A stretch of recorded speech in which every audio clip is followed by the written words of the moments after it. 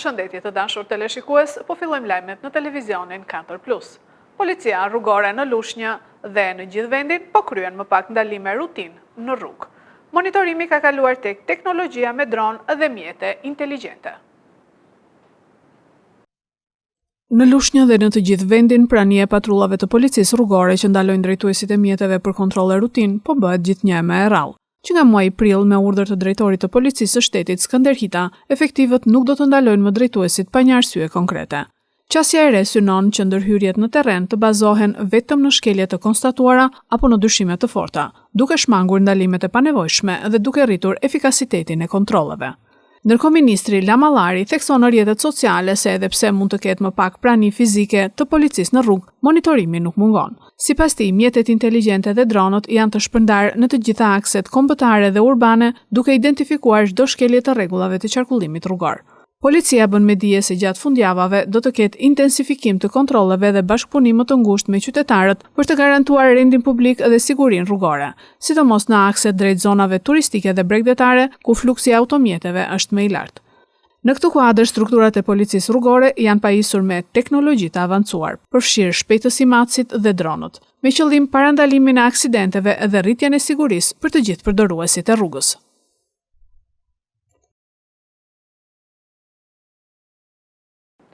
Kryetari i Partisë Demokratike Sali Berisha është i vetëm në garën për kreun e PD-s. Ai akuzon ish-deputetin e Partisë Demokratike Saliani se shiti veten në burg. Kreu i Partisë Demokratike Sali Berisha ka komentuar zhvillimet më të fundit brenda partisë, ku pas përjashtimeve të disa kandidaturave, ai mbetet i vetmi në garën për drejtimin e saj. Dr. Berisha theksoi se gara për kryetar partie nuk mund të përfshi persona që sipas tij kanë tradhtuar partinë apo kanë bashkëpunuar me kundërshtarët politik, duke nënvizuar se procesi duhet të bazohet në kritere të qarta dhe integritet politik. Në deklaratën e tij, ai u ndal edhe te ish-deputeti Ervin Saliani, për të cilin hodhi akuza të forta, duke pretenduar se ka tentuar të devijojë vëmendjen nga çështje të tjera të rëndësishme, përfshirë atë që ai e cilëson si skandali Balluku.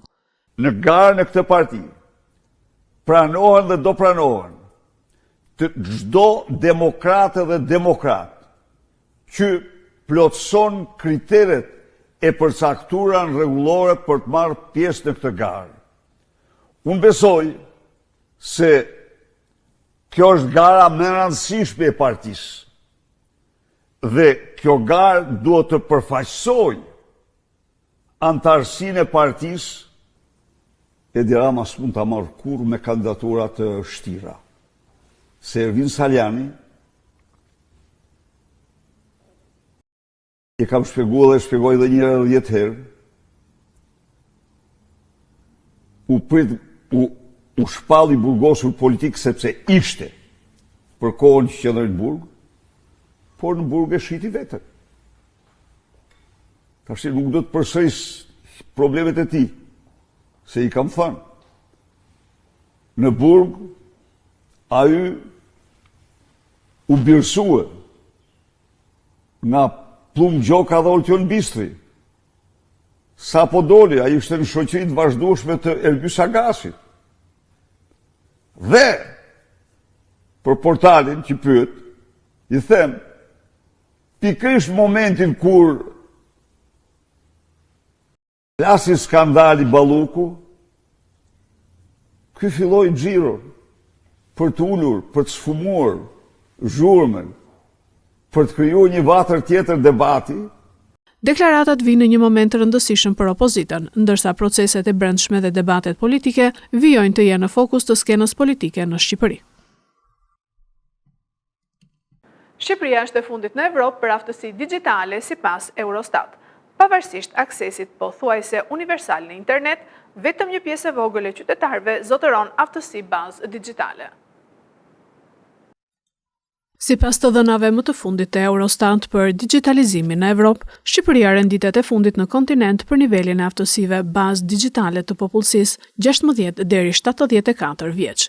vetëm 25% e meshkujve dhe 22% e femrave rezultojnë të kenë të paktën disa aftësi minimale në përdorimin e teknologjisë digjitale, një shifër dukshëm e ulët se mesatarja e Bashkimit Evropian, që qëndron rreth 57% për meshkuj dhe 54% për femrat. Treguesi i aftësive digjitale përfshin fusha si menaxhimi i informacionit, komunikimi online, krijimi i përmbajtjes, siguria kibernetike dhe zgjidhja e problemeve në mjedisin digjital. Ndërkohë të dhënat tregojnë një pamje krejt të kundërt kur bëhet fjalë për aksesin në internet. Rreth 99.27% e familjeve shqiptare kanë lidhje interneti në shtëpi, duke i renditur Shqipërinë ndër vendet me mbulimin më të lartë në Evropë, madje mbi mesataren e Bashkimit Evropian. Kjo tregon se problemi nuk qëndron te infrastruktura apo lidhja, por te mënyra dhe niveli i përdorimit të teknologjisë nga qytetarët. Eurostat thekson se teknologjia digjitale po bëhet gjithnjë më thelbësore në jetën e përditshme, duke ndikuar në punësim, arsim, shëndetësi dhe shërbime publike. Në Shqipëri një pjesë e qytetarëve po përdorin gjithnjë më shumë shërbimet online të administratës publike me rreth 70%, që kanë ndërvepruar me autoritetet përmes internetit gjatë vitit 2024. Po ashtu përdorimi i shërbimeve shëndetësore online dhe aksesimi të dhënave personale shëndetësore po rritet gradualisht. Megjithatë, ekspertët theksojnë se hendeku mes aksesit të lartë dhe aftësive të ulta digjitale mbetet sfida kryesore për Shqipërinë, ndërsa qytetarët janë të lidhur pothuajse në mënyrë universale me internetin, mungesa e aftësive bazë digjitale kufizon përdorimin e plotë të teknologjisë në arsim, tregun e punës dhe zhvillimin ekonomik, duke vendosur vendin përballë nevojës për investime më të forta në edukimin digjital. Bashkimi Evropian pezullon fondet për Serbinë nga plani i rritjes. Brukseli kërkon reforma në drejtësi për rifillimin e mbështetjes financiare. Komisionerja Evropiane për zgjerimin Marta Kos ka konfirmuar se Serbia nuk do të përfitojë fonde nga plani i rritjes i Bashkimit Evropian, përsa kohë mbeten në fuqi ligjet e diskutueshme për gjyqësorin. Sipas saj, pagesat janë pezulluar për shkak të regresit në fushën e drejtësisë, duke theksuar se pa përmirësime konkrete, mbështetja financiare nuk do të rifillojë. Ligjet e miratuara në janar, të cilat janë kritikuar gjërësisht nga Brukseli, konsiderohen si hap pas në procesin e integrimit evropian të vendit. Edhe Komisioni Venecias ka vlerësuar se ndryshimet e fundit cënojnë pavarësinë e prokurorisë, duke i dhënë Serbisë 9 rekomandime për korrigjimin e mangësive. Bashkimi Evropian kërkon që këto rekomandime të zbatohen plotësisht dhe zbatimi i ligjeve aktuale të pezullohet deri në rishikimin e tyre. Nga plani i rritjes, Serbia pritet të përfitojë rreth 1.588 miliardë euro për periudhën 2024-2027, në formë grantesh dhe kredish për mbështetjen e reformave. Megjithatë, shpërndarja e fondeve është e kushtozuar nga progresi konkret në reformat e kërkuara. Plani i rritjes për Ballkani Perëndimor parashikon një total prej 6 miliardë eurosh për vendet e rajonit, ndërsa Brukseli thekson se përfitimi i këtyre fondeve lidhet drejt për drejt me respektimin e standardeve demokratike dhe sundimin e ligjit. Amerika paralajmëron sanksione për anijet që paguajnë Iranin në ngushticën e Hormuzit. Tensionet rriten mes Shteteve të Bashkuara dhe Iranit për kontrollin e kalimit strategjik. Tensionet mes Shteteve të Bashkuara dhe Iranit janë rritur ndjeshëm, pasi Washingtoni ka paralajmëruar kompanitë e transportit detar për sanksione, nëse kryen pagesa ndaj Teheranit për kalim të sigurt në ngushticën e Hormuzit. Alarmi është dhënë nga zyra e kontrollit të aseteve të huaja, e cila thekson se çdo transaksion i tillë mund të konsiderohet shkelje e regjimit të sanksioneve ndaj Iranit. Ngushtica e Hormuzit mbetet një nga pikat më kritike të tregtisë globale, pasi përmes saj kalon rreth 1/5 e naftës dhe gazit natyror në botë. Situata u përshkallëzua pasi Irani mbylli përkohësisht kalimin, duke kërcënuar me sulme ndaj anijeve në sfondin e përplasjes me Izraelin dhe Shtetet e Bashkuara. Më pas, Teherani lejoi kalimin e disa mjeteve detare kundrejt tarifave, një praktikë që ka nxitur reagimin e fortë të Washingtonit. Presidenti Trump në një deklaratë nga Shtëpia e Bardhë u shpreh skeptik për mundësinë e një marrëveshjeje me Iranin, duke cilësuar udhëheqjen iraniane si të paqëndrueshme.